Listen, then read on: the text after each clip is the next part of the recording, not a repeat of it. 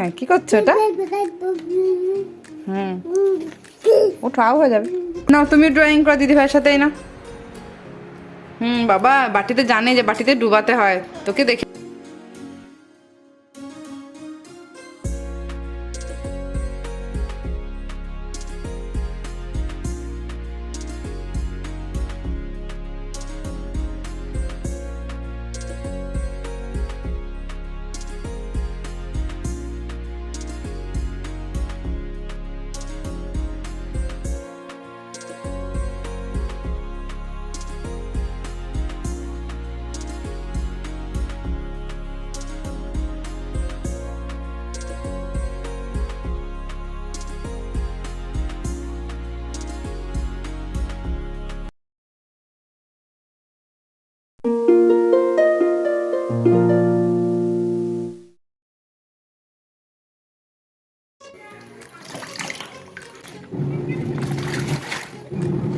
Good morning friends, কেমন আছো তোমরা সবাই? আশা করছি তোমরা সবাই খুব ভালো আছো, আর আমিও ভালো আছি।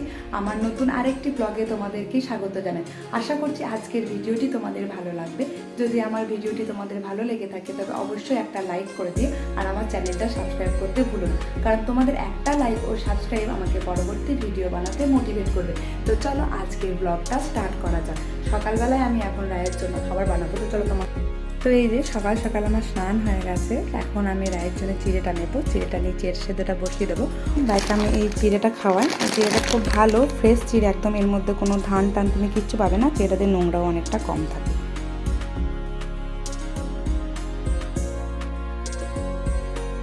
চিড়েটা নিয়ে নিয়েছি, চিড়েটার মধ্যে কিন্তু একটু নোংরা নেই, কোনো ধান টান কিছু নেই।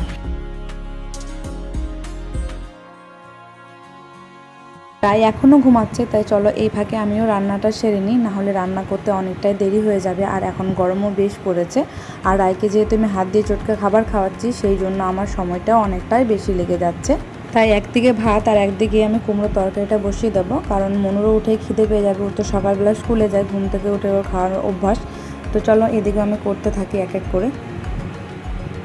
তোমাদের সাথে আজকে আমি শেয়ার করব রায়কে আমি কিভাবে হাতে চটকে খাবার খাওয়াচ্ছি, কারণ রায় প্রথম থেকেই তোমাদেরকে আমি জানিয়েছিলাম রায় বেস্ট করে খাবার খেয়ে আসছে, আর দানা দানা খাবার হলে রায় বমি করে দিচ্ছে। তো ডাক্তারকে যখন আমি বলেছিলাম কথাটা, ডাক্তার আমাকে বলেছিলেন যখন রায়কে খাবারটা খাওয়াবো একটুখানি পেস্ট থাকবে, তার মধ্যে একটু দানা দানা খাবার দিয়ে একটু একটু করে খাবারটা শুরু করতে হবে। তারপরে যখন ও পুরোটা খাবারটা খেতে শিখে যাবে তখন ওকে আমি হাতে চটকে পুরো খাবারটা খাওয়াতে পারবো। তো তোমাদেরকে চলো আমি দেখাবো আমি রায়কে কীভাবে পেস্ট খাওয়ানো থেকে হাতে চটকে খাবার খাওয়ানো শুরু করেছি।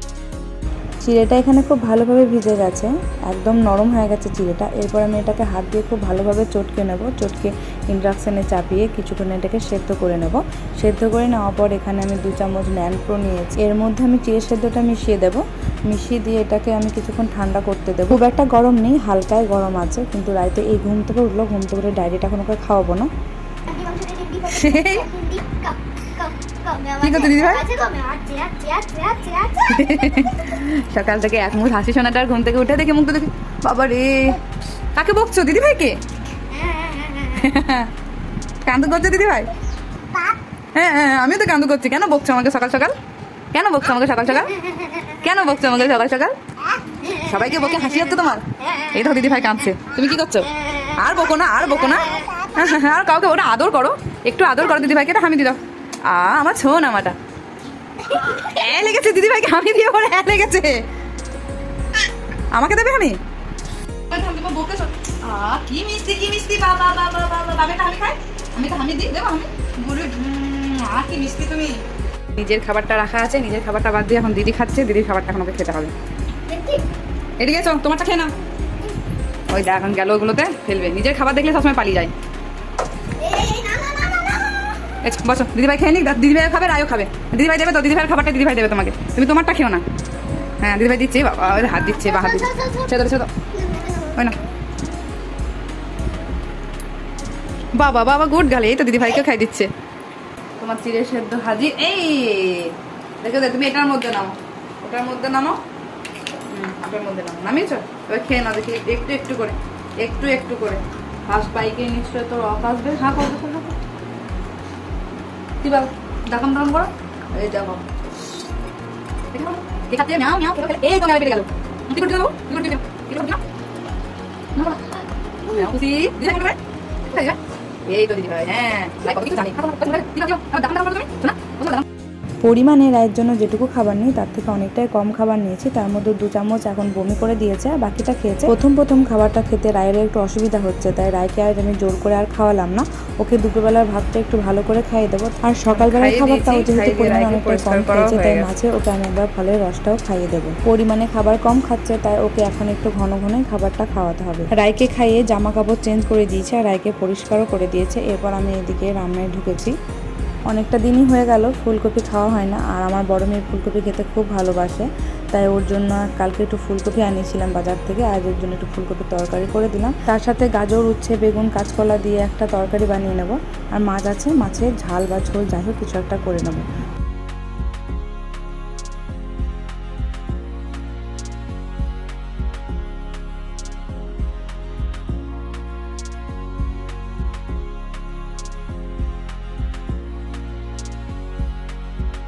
সকালবেলায় আর সেরকম কোনো ভিডিও করা হয়নি। আর এটা হচ্ছে সন্ধ্যাবেলায় রায়ের জন্য একটা রুটি করে আমি রুটিটা ভিজিয়ে রেখে দিই। বেশিরভাগ দিন রাত্রেবেলায় রায়কে আমি রুটি দিয়ে থাকি। রুটি খেতে রায় বেশ ভালোই বাসে আর খেয়েও নেয় খাবারটা খুব তাড়াতাড়ি। ব্যাগ নামো না কেন? ও বাবা, তুই তো এটা অ্যালসানা আঁকছিস নাকি? এই নে তোর বুনি বসেছে দুটো তোর ড্রয়িং করতে।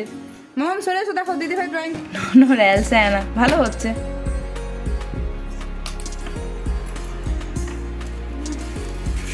আর এক্সাম শেষ না, না তুমি ড্রয়িং করো দিদি ভাইয়ের সাথেই না।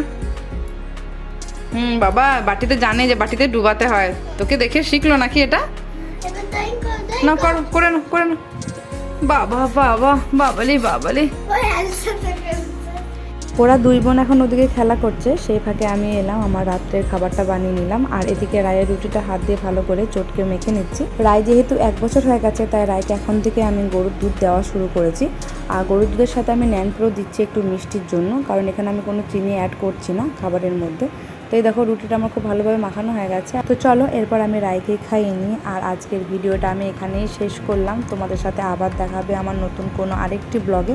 ভিডিওটি ভালো লাগলে অবশ্যই লাইক, কমেন্ট, শেয়ার করে দিও আর সাবস্ক্রাইব করতে যেন ভুলো না। সবাই ভালো থেকো, সুস্থ থেকো, সাবধানে থেকো। ধন্যবাদ।